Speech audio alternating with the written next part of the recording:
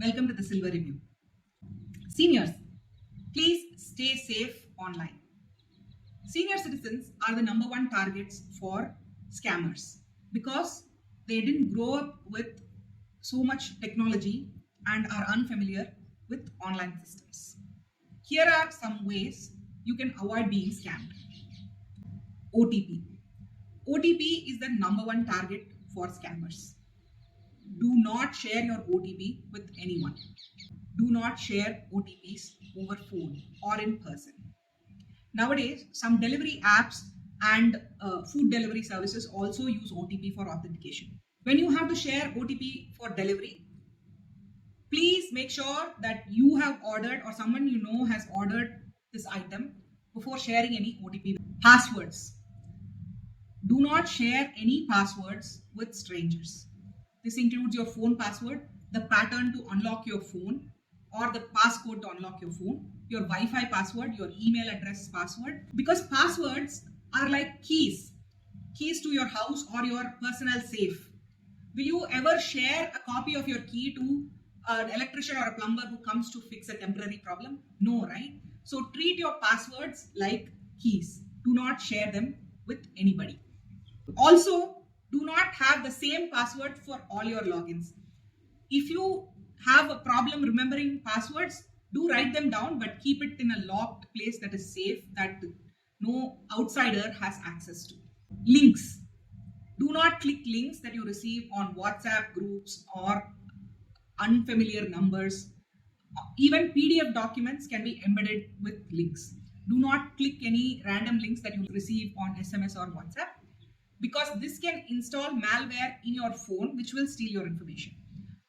Especially if you are using mobile phone banking apps, this is very dangerous. So do not click any links that you receive on your phone, except when you know the person very well, like it's a very close relative or friend. But even in that case, sometimes their phone might get hacked and you might get links that you should not be clicking. So be very careful about clicking links. Fake emergencies. So sometimes when somebody breaks into your friend's phone or email account, you will get messages from their WhatsApp or email saying they are in an emergency and they need money urgently because they lost their wallet or they're stuck in a foreign country because they lost their passports. Do not believe such messages. If you want to make sure, call up your friend using known numbers, not the number from which you received the message, or check through a third party to make sure that your friend is okay.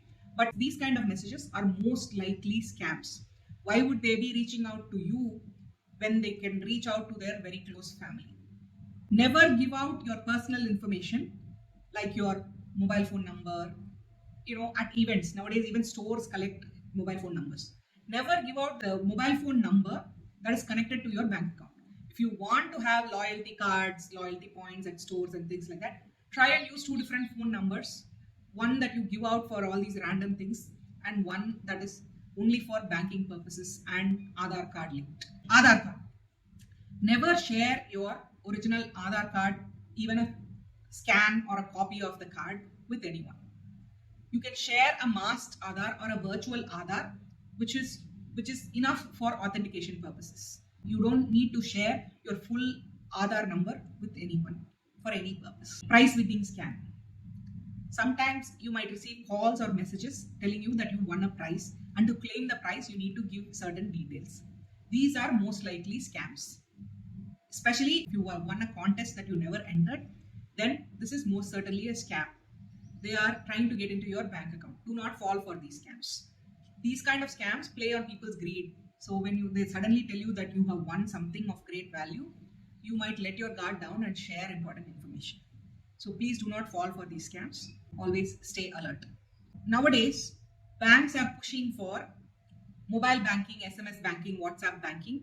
But if you're unfamiliar with this kind of banking, always rely on low tech. It is the safest bet. If you're not sure about how to do certain things, just make that trip to the bank and do your banking transactions. It is a good opportunity to get some exercise and also for some social interaction. Seniors, please stay safe online. Thank you.